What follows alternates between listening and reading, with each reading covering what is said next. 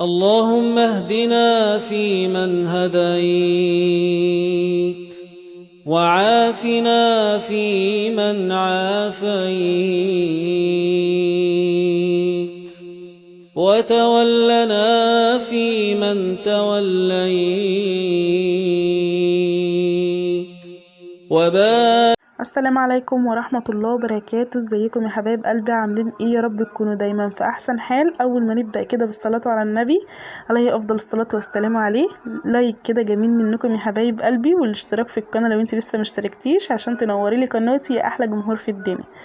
طبعا بقى النهارده هعمل صينيه مسقعه كده زي الفل وخفيفه جدا برضو. اللي يسمع كلمه مسقعه تقيله قوي، بس لا، خفيفه قوي معايا المره دي وهتبقى زي الفل وهتعجب. واللي بيتعب من الزيوت الكتير ديت خفيفه قوي وهتعجبك جدا.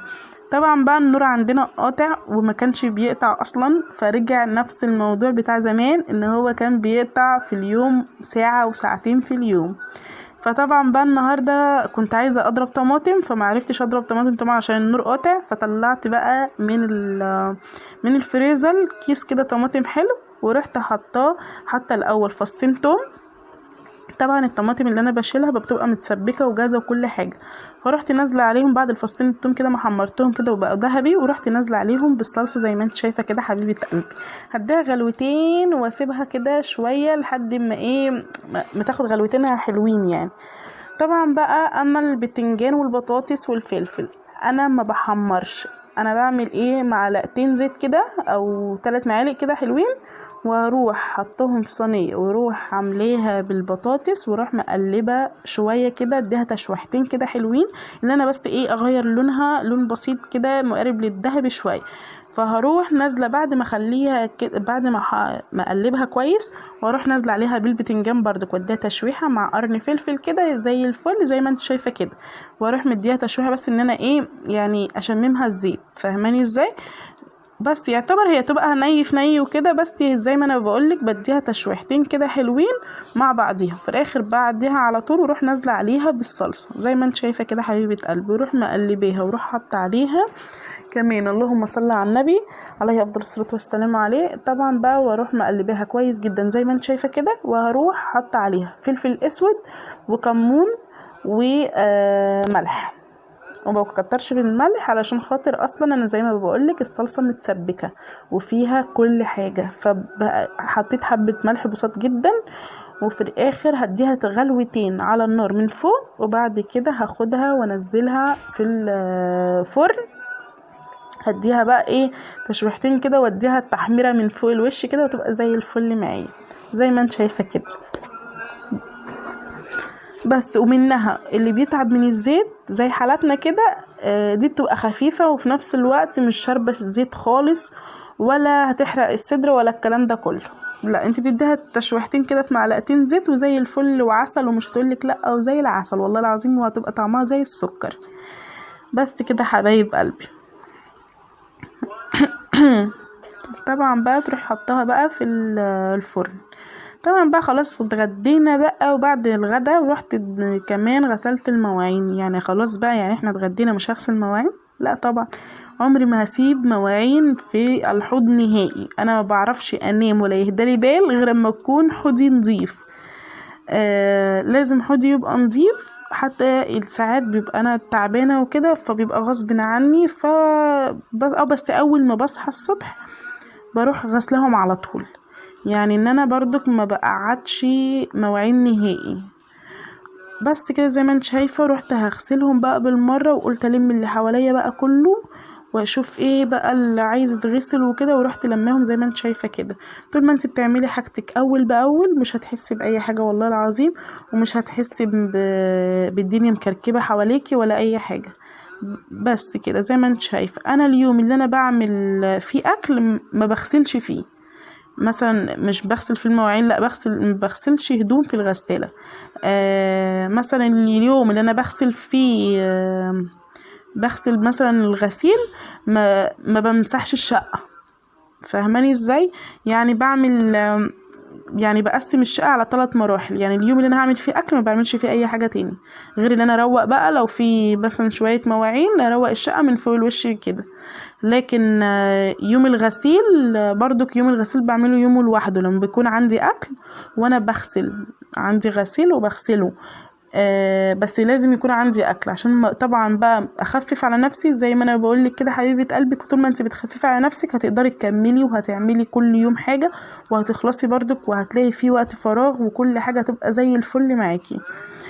بس كده انا بقى ده انا متعوده على كده. ده يعني حتى امي تملي تقول لنا اليوم اللي انت عندك فيه اكل اغسلي امسحي فيه. اليوم اللي انت مثلا ما عندكيش غسيل مثلا يمسحي فيه. اليوم مثلا ان انت عندك ما عندكيش اكل وعايزه تعملي الاكل، يبقى اليوم الاكل دوت ويوم ترويه من فوق الوش وتغسلي المواعين. مثلا غسيل المواعين ده اساسي معانا كل يوم، ده كل ساعه كمان. بس كده. فانا بصراحه تخففي على نفسك، تعملي حاجه في حاجه وكل يوم حاجه في حاجه كده، مش هتحسي ولا بتعب ولا بارهاق ولا باي حاجه. لا، انت بتخلصي حاجتك حبه حبه كده وزي الفل، وهتلاقي كل حاجه حواليكي زي الفل والله العظيم. بس يمشي كده واحده واحده وما تضغطيش على نفسك، لانك انت مملكه شقتك. انت ست البيت، انت كل حاجة في البيت. يعني ما تضغطيش على نفسك عشان تقدري تقفي وتعملي كل حاجة يا حبيبة قلبي، علشان انت اللي ايدك واسنانك في الشقة.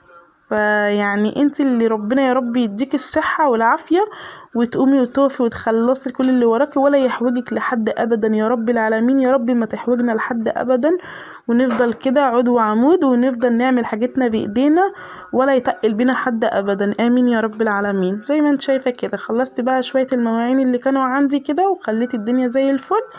ورحت كمان جايبه لهم بقى حبة بطاطا بقى يا جماعة بقى زي العسل، زي ما انتوا هتشوفوا دلوقتي. طبعا بقى بطرمان دوت، البطرمان ده كان فيه ليمون وفلفل، فالليمون خلص والفلفل اللي كان فيه خلص، فعايزين نخلل تاني ليمون بقى، بس بإذن الله في الشقة الجديدة نخلل بقى ونعمل كل حاجة ونعمل روتينات حلوة وزي الفل بإذن الله. بس ربنا يا رب يكتبها لي كده وإن شاء الله بإذن الله.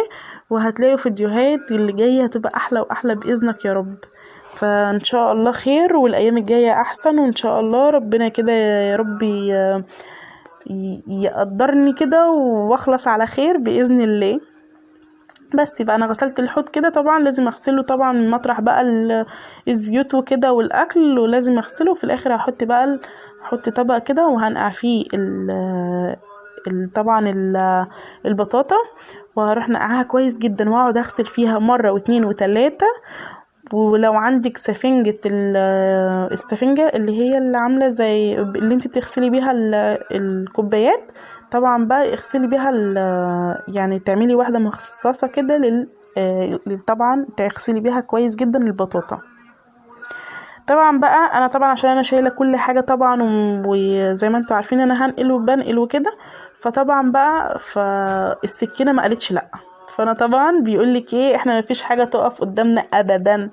الحمد لله ربنا يدينا الصحة ونفضل كده دايما ومفيش اي حاجة تقف قدامنا ابدا بإذن الله. زي ما انت شايفة كده طبعا غسلتها كويس جدا، ورحت طبعا عاملاها كده مقشرها كده تقشيرات بسيطة كده طبعا علشان خاطر لو فيها طبعا طينة ولا اي حاجة انا مش واخدة بالي منها فهتكون نزلت. طبعا بقى بروح مقطعة اللي فوق البوز من فوق ومن تحت بس كده زي ما انت شايفه كده، وبغسلها كويس جدا زي ما انت واخده بالك كده حبيبه قلبي. ولازم تغسلها كويس جدا جدا جدا عشان بتبقى فيها طين ناشف وبتبقى ماسكه جامد.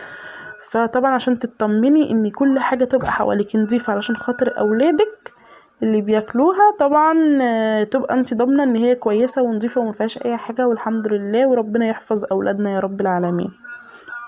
بس كده زي ما انت شايفه كده، ويا رب اكون ضيفه بس خفيفه على قلبكم كده. وفعلا الفيديو طويل حقكم عليا،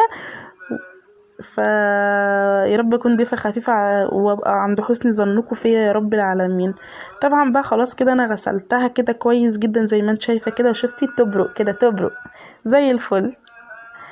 فطبعا بقى طبعا غسلتها مره تاني واتنين وتلاته زي ما انت شايفه كده حبيبه قلبي. طبعا بقى وراح واخداها كده زي الفل واروح حطها بقى في الفرن من تحت. بحطها على الشبكه، انا بحطها على الشبكه زي ما انت هتشوفي دلوقتي اهو. زي ما انت شايفه كده حطها على الشبكه من فوق. بس كده حبيبة قلبي. بعد ما طلعت بقى بصي بقى هتبقى مستوية جدا جدا زي الفل. شفتي جميلة جدا بصراحة، وكانت مسكرة جدا على فكرة زي ما انت شايفة كده. احنا من عشاق البطاطا سخنة، لو بردت خلاص يعني بمعنى اصح هتترمي يعني. ما احنا ما بنخليهاش تبرد، احنا بناكلها سخنة كده، لان اصلا البطاطا ما بتتاكلش غير سخنة زي ما انت شايفة كده حبيبة قلبي. وكانت طعمها زي السكر، بالهنا والشفا على قلبه يا عيالي يا رب العالمين، ويخليهم لي يا رب، ويخليكم اولادكم يا رب العالمين. وما تنسينيش بقى انت بقى في لايك حلو منك يا حبيبه قلبي، والاشتراك في القناه لو انت لسه ما اشتركتيش، عشان تنوري لي قناتي يا احلى جمهور في الدنيا يا رب العالمين. طبعا بقى زي ما انت شايفه كده. ويا رب يكون الفيديو يكون خفيف على قلبكم وما يكونش تقيل على قلبكم، واكون عند حسن ظنكم فيا باذن الله. وباذن الله بكره هيبقى احسن واحسن، واسيبك بقى في رعايه الله.